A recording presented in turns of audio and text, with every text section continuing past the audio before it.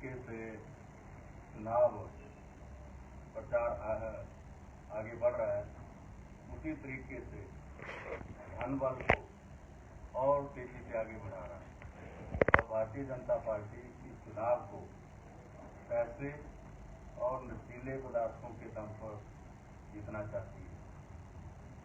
आज जिस तरीके से प्रचार में भारतीय जनता पार्टी के उम्मीदवार से लोग प्रश्न कर रहे हैं और पूछ रहे हैं कि विधायक पद से इस्तीफा देकर विधायक का चुनाव आप क्यों लड़ रहे हैं? ऐसी कौन सी मजबूरी थी जिसकी वजह से आपको इस्तीफा देना पड़ा?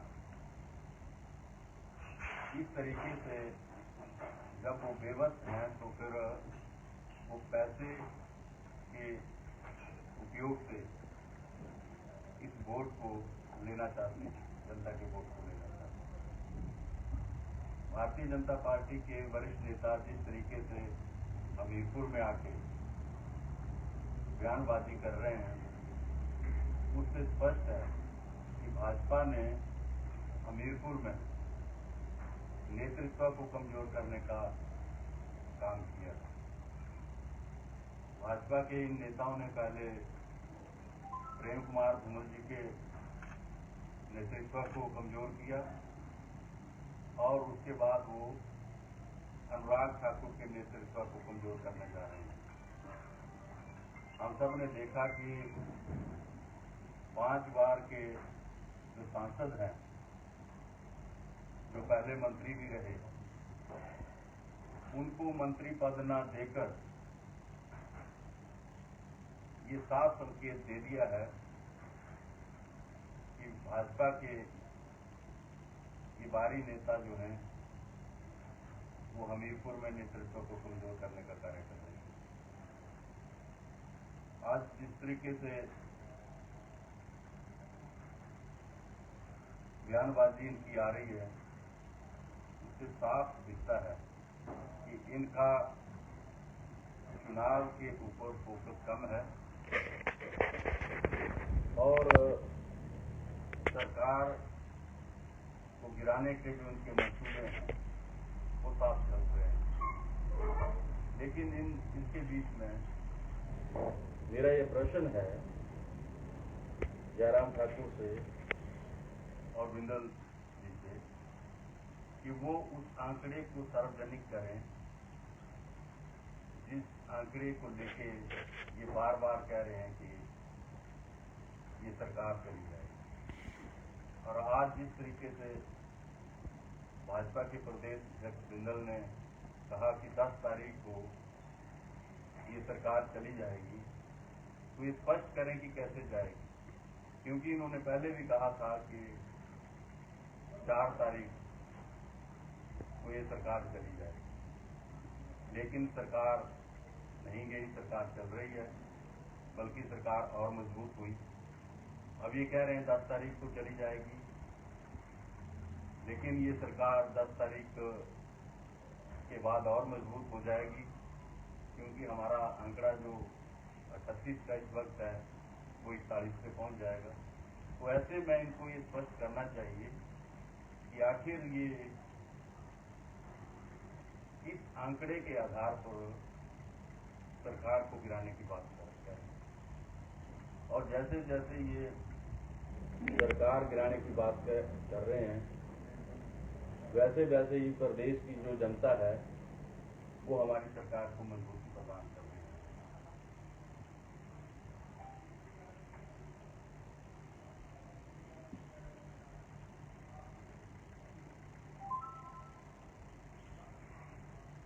भाजपा के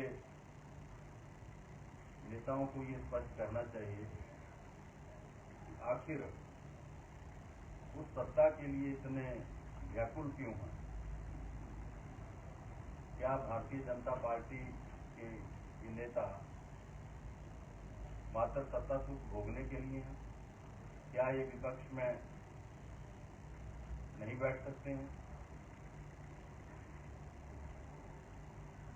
इस प्रदेश में पिछले 15 महीनों के अंदर जिस तरीके से मुख्यमंत्री जी ने कार्य किया है और मुख्यमंत्री जी प्रदेश में सशक्त होकर उभरे हैं, उससे बौखलाकर भाजपा के ये नेता व्याकुल हो गए हैं और अनाप शनाप यहाँ पर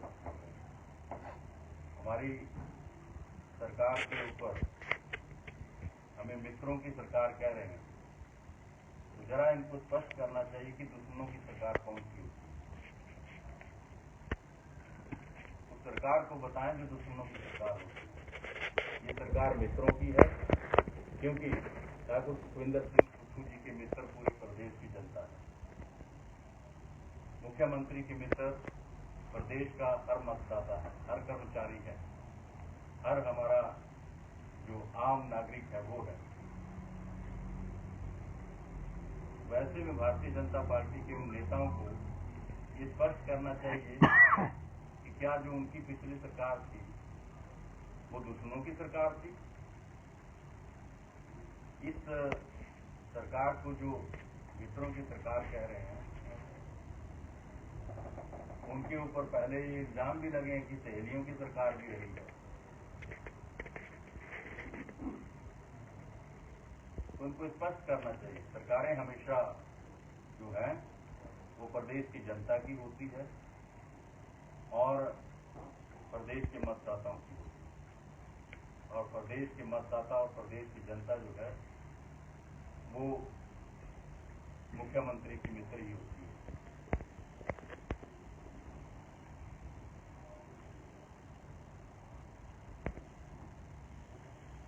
बाकी और आप देखिए, जो आज ईडी और इनकम टैक्स की रेड पड़ी है शहर में, क्या जिले बंद है, इसके बारे में क्या कहना है? ये केंद्रीय एजेंसियां अपना कार्य कर रही है, इसके बारे में हमें कोई टिप्पणी नहीं करनी है। ये इनका कार्य क्षेत्र है, लेकिन हमारा इतना कहना है कि ऐसी कोई भी कार्रवाई गलत समय पर ना हो और किसी के ऊपर दुर्भावना वश ना हो। बाकी इन एजेंसियों का अपना स्वतंत्र कार्य है, ये अपना कार्य कर रहे हैं, इसके बारे में हमें और कोई टिप्पणी नहीं। जिंदल जी की वार्ता हुई आज सुबह, उन्होंने कहा कि जो मुख्यमंत्री हैं और उनके जो सलाहकार हैं, जो मित्रों को उन्होंने पौधे दिए हैं, वो उन्हें ही सरकार मुख्यमंत्री अपनी सरकार मानते हैं और विधायकों को अपना दुश्मन मानते। आप क्या कहेंगे? देखिए, ये मैंने पहले कह दिया कि जिंदल जी और जयराम ठाकुर जी हताशा में हैं और सत्ता के लिए व्याकुल हैं और वो अनाप शनाप बयानबाजी कर रहे हैं। क्या जो चेयरमैन बोर्डों के जयराम ठाकुर की सरकार में बने थे, क्या वो दुश्मन थे उनके? क्या जो मंत्री उन्होंने बनाए थे वो दुश्मन थे? बाकी जो जहां तक विधायकों की बात है, सभी विधायक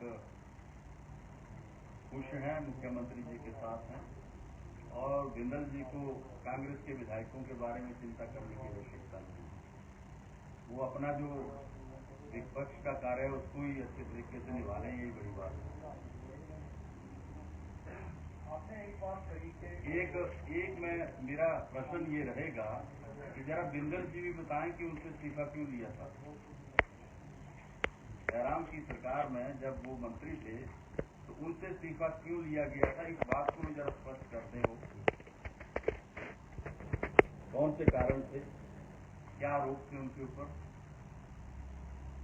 क्योंकि मंत्री पद से इस्तीफा लिया जाना ये बहुत बड़ी बात होती है, जरा स्पष्ट करें क्यों लिया था उनसे। कानून व्यवस्था और टीके को लेकर भी सवाल उठाएंगे। अब कानून व्यवस्था की जो परिभाषा है उनके अनुसार वो पता नहीं क्या है, लेकिन कानून व्यवस्था बिल्कुल हमारी ठीक है और अच्छी कानून व्यवस्था का ये नतीजा है कि जो आरोपी थे वो 2 घंटे के अंदर अंदर सारे आरोपी पकड़े गए और जेल में। और जहां तक नशीले पदार्थों की बात है, कि भारतीय जनता पार्टी की जो पिछली सरकार थी उसके दौरान इसका प्रचलन हुआ था और हमने नशे के ऊपर जो है वो कड़े कानून बनाए हैं और नकेल कसती है और हमारी सरकार नशे के खिलाफ है और अपराधों के खिलाफ है और हमारी सरकार जो है कानून व्यवस्था के लिए पूरी तरह से चौकस और लामबंद है। सुरेश, आपने कहा कि भाजपा के लोग हैं शराब पीने के लिए दंगल और नशे का पुल है, तो ऐसे कुछ मामले सामने आए? बिल्कुल, आजकल जगह जगह शाम के वक्त आप देखेंगे तो युवाओं को नशा बांटा जा रहा है और जगह जगह पे जो शराब की पेटियां पकड़ी जा रही हैं, तो ये नशे का ही प्रभाव है और चुनाव में इस चीज़ का बहुत ज़्यादा प्रचलन हुआ है। भारतीय जनता पार्टी ने ये जो है यहाँ पे शुरू कर रखा है। पुलिस क्या कर रही है, जबकि आपका राज्य है? पुलिस ने जहाँ जहाँ रेड है कर रही है। अभी 11 पेटियां पकड़ी गई, फिर 8 बोतलें पकड़ी गई, अभी भी और भी कार्रवाई हुई है, पुलिस लगी है। तो बीजेपी के लोगों का पकड़ा जा रहा है? बिल्कुल, बीजेपी के लोगों का पकड़ा जा रहा है।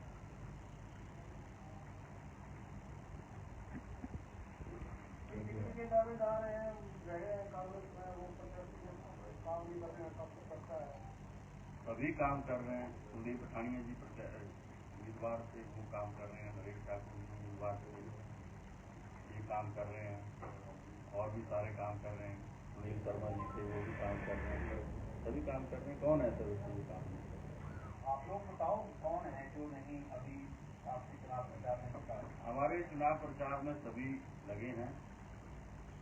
हमने इस पूरे चुनाव की जो प्रक्रिया है, इस प्रक्रिया को हमने इस बार बदला है और छोटे जोन बनाकर हमारे लोग हम कार्य कर रहे हैं। तो ऐसा लग रहा है कि प्रत्याशी के साथ कोई नहीं चल रहा है। प्रत्याशी के साथ एक टीम दी गई और चल रही है। बाकी अलग अलग जो जोन है उसमें अलग अलग टीमें काम कर रही हैं और वो अपने अपनी फील्ड में है। मुख्यमंत्री का दौरा कब तक होगा? समय कम रहेगा? इधर मुख्यमंत्री जी का दौरा होगा और एक दौरा नहीं होगा, इसमें 4-5 दिन का दौरा मुख्यमंत्री। पहली 3 और 5 को भी है? पहली 3 और 5 का संभावित दौरा है मुख्यमंत्री। मुख्यमंत्री के अलावा और नेता भी प्रचार के लिए आएंगे? बिल्कुल, और नेता फील्ड में हैं और नेता भी आ रहे हैं। उसमें प्रदेश अध्यक्ष हैं, वो भी आएंगे और भी वरिष्ठ जो मंत्री हैं वो भी इसमें आ रहे हैं। केंद्रीय जो नेता हैं वो भी इसमें आ रहे हैं। आपको लगता है कि इन चुनावों में केंद्रीय नेतृत्व के बड़े लोगों का की ही जरूरत है?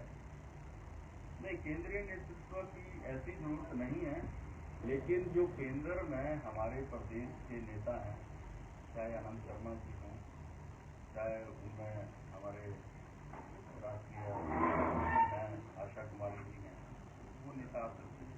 प्रियंका गांधी की को नहीं है?